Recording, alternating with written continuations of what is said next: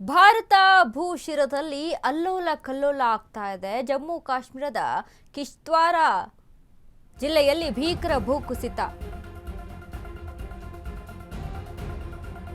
ಭಾರತದ ಭೂಶಿರದಲ್ಲಿ ಅಲ್ಲೋಲ ಕಲ್ಲೋಲ. ಜಮ್ಮು ಕಾಶ್ಮೀರದ ಕಿಶ್ತ್ವಾರ್ ಜಿಲ್ಲೆಯಲ್ಲಿ ಭೀಕರ ಭೂಕುಸಿತ. ಭೂಕುಸಿತದ ಬೆನ್ನಲ್ಲೇ ಹಠಾತ್ ಪ್ರವಾಹ, ಅಲ್ಲೋಲ ಕಲ್ಲೋಲ ಆಗ್ತಾ ಇದೆ. ರಣಮಳೆಗೆ ಕುಸಿದ ಬೆಟ್ಟ, ಸಾಲು ಸಾಲು ಅವಾಂತರಗಳ ಸೃಷ್ಟಿ. ಕಲ್ಲು ಮಣ್ಣುಗಳಿಂದಲೇ ತುಂಬಿ ಹೋದ ರಾಷ್ಟ್ರೀಯ ಹೆದ್ದಾರಿ. ಭೂಕುಸಿತದಿಂದ ಹೂತು ಹೋದ ದೈತ್ಯ ವಾಹನಗಳು. ಪ್ರವಾಹ ಮತ್ತು ಭೂಕುಸಿತಕ್ಕೆ ಕಂಡರಿಯದ ಹಾನಿ ಉಂಟಾಗಿದೆ. ಭಾರತ ಭೂಶಿರದಲ್ಲಿ ಅಲ್ಲೋಲ ಕಲ್ಲೋಲ ಆಗ್ತಾ ಇದೆ. ಕಿಶ್ತ್ವಾರ್ ಜಿಲ್ಲೆಯಲ್ಲಿ ಭೀಕರ ಭೂಕುಸಿತ. ಭೂಕುಸಿತದ ಬೆನ್ನಲ್ಲೇ ಹಠಾತ್ ಪ್ರವಾಹ, ಅಲ್ಲೋಲ ಕಲ್ಲೋಲ. ಈಗಾಗಲೇ ನೋಡಿ, ನಮ್ಮ ಕರ್ನಾಟಕದಲ್ಲೂ ಕೂಡ ಯಾವ ರೀತಿಯಾಗಿ ಆಗ್ತಾ ಇದೆ ಈ ಮಳೆಯಿಂದಾಗಿ. ಈಗ ಸತತವಾಗಿ ಏನೋ ಒಂದು 3 ದಿನದಿಂದ ಮಳೆ ಸುರಿತಾ ಇದೆ. ಈ 3 ದಿನದಲ್ಲೇ ಏನೆಲ್ಲ ಅವಘಡಗಳು. ಒಂದು ಕಡೆ ಓಕೆ, ನದಿ ತುಂಬ್ತಾ ಇದ್ದಾವೆ, ನೀರು ಒಳಹರಿವು ಹೆಚ್ಚಾಗಿದೆ ನದಿಗಳಿಗೆ, ಇದರಿಂದ ಖುಷಿ ಪಡುವಂತಾನೆ ಸುದ್ದಿ. ಬಟ್ ಅದರ ಜೊತೆಗೆ ಬೇರೆ ಬೇರೆ ಒಂದು ಚಿಕ್ಕ ಪುಟ್ಟ ಪ್ರವಾಹಗಳಾಗಿರ್ಬೋದು, ಅಲ್ಲಿ ಹಾನಿ ಆಗಿರ್ಬೋದು ಆಗ್ತಾ ಇದೆ. ಇದೀಗ ಜಮ್ಮು ಕಾಶ್ಮೀರದ ಕಿಶ್ತ್ವಾರ್ ಜಿಲ್ಲೆಯಲ್ಲಿ ಆದಂತಹ ಒಂದು ಘಟನೆ, ಭೂಕುಸಿತ. ಭೂಕುಸಿತದ ಜೊತೆ ಹಠಾತ್ ಪ್ರವಾಹ ಕೂಡ. ಅಲ್ಲೋಲ ಕಲ್ಲೋಲ ಆಗ್ತಾ ಇದೆ. ಜನಜೀವನ ಅಸ್ತವ್ಯಸ್ತ ಆಗ್ತಾ ಇದೆ. ಜನ ತತ್ತರಿಸಿ ಹೋಗ್ತಾ ಇದ್ದಾರೆ. ಆ ರೀತಿಯಾದಂಥ ಸಿಚುವೇಶನ್ನು. ಇದೀಗ ಮಳೆ ರಾಯನ ಎಂಟ್ರಿ ಯಾವ ರೀತಿಯಾಗಿ ಆಗ್ತಾ ಇದೆ ನೋಡಿ ಜಮ್ಮು ಕಾಶ್ಮೀರದಲ್ಲಿ. ದೃಶ್ಯಾವಳಿಗಳಲ್ಲಿ ಗಮನಿಸ್ತಾ ಇದ್ದೀವಿ ನಾವು ಯಾವ ರೀತಿಯಾಗಿ ಅಲ್ಲಿ ಸಿಚುವೇಶನ್ ಆಗ್ತಾ ಇದೆ ಅಂತ. ಇನ್ನು ಕಿಶ್ತ್ವಾರ್ ಭೂಕುಸಿತದ ದೃಶ್ಯ ಒಂದನ್ನು ನೋಡ್ತಾ ಇದ್ದೀವಿ. ಕಿಶ್ತ್ವಾರ್ ಭೂಕುಸಿತದ ಮೊದಲ ದೃಶ್ಯ ಎಷ್ಟು ಭೀಕರವಾಗಿದೆ ನೋಡಿ. ಇದು ದೋಡಾ ಮತ್ತು ಕಿಶ್ತ್ವಾರ್ ಜಿಲ್ಲೆಗಳಲ್ಲಿ ನಿರ್ಮಾಣ ಹಂತದಲ್ಲಿರುವಂಥ 540 ಮೆಗಾವ್ಯಾಟ್ ಕ್ವಾರ್ ಜಲವಿದ್ಯುತ್ ಯೋಜನೆ ಪ್ರದೇಶದ ಭಯಾನಕ ದೃಶ್ಯ ಇದು.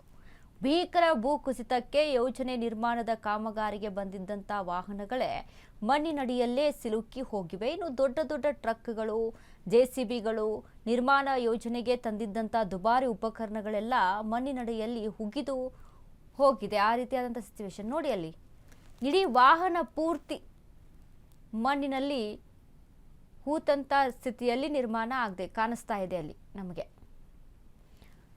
ಇನ್ನು ಜಮ್ಮು ಕಾಶ್ಮೀರದ ಮೊದಲ ದೃಶ್ಯ ನೋಡಿದ್ವಿ. ಇನ್ನು ಎರಡನೆಯ ದೃಶ್ಯ, ಕಿಶ್ತ್ವಾರ್ ಭೂ ಕುಸಿತ ದೃಶ್ಯ ಎರಡನ್ನ ನೋಡ್ತಾ ಇದ್ದೀವಿ.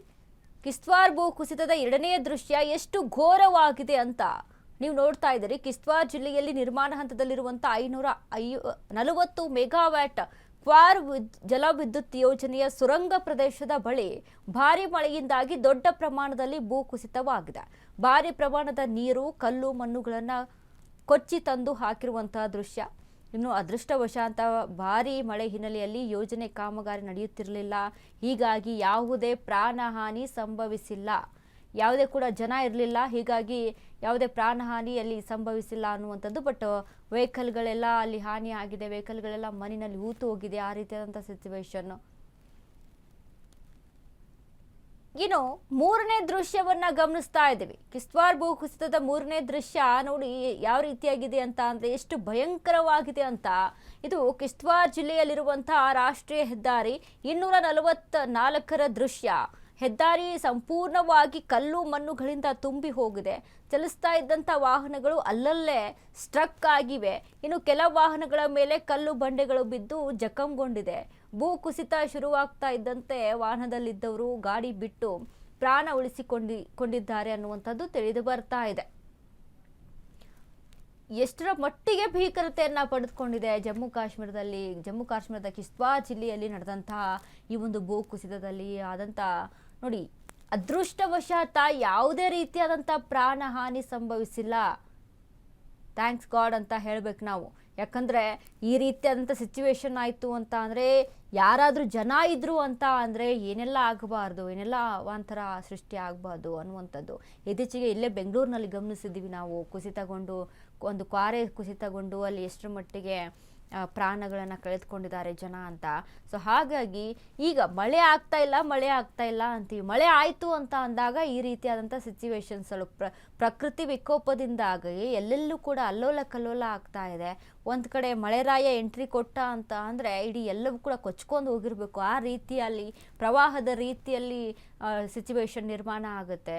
ಮತ್ತೊಂದು ಕಡೆ ಮಳೆ ಬಂದಿಲ್ಲ ಅಂತ ಅಂದರೆ ಬರಗಾಲ ಬಂದು ಇಡೀ ಜನರ ಜೀವನವೇ ಅಸ್ತವ್ಯಸ್ತಗೊಳ್ಳುತ್ತೆ. ಆ ರೀತಿಯಾದಂಥ ಸಿಚುವೇಶನ್ಸು ಇದು ಇನ್ನು ಜಮ್ಮು ಕಾಶ್ಮೀರದ ಕಿಶ್ತ್ವಾರ್ ಜಿಲ್ಲೆಯಲ್ಲಿ ನಡೆದಂಥ ಈ ಒಂದು ಘಟನೆಯಿಂದಾಗಿ ವಾಹನಗಳೆಲ್ಲ ಡ್ಯಾಮೇಜ್ ಆಗಿದೆ, ಇನ್ನು ಸಾಕಷ್ಟು ಹಾನಿಗಳಾಗಿರುವಂಥದ್ದು. ಬಟ್ ಪ್ರಾಣ ಹಾನಿ ಯಾವುದೇ ಕೂಡ ಸಂಭವಿಸಿದಿಲ್ಲ.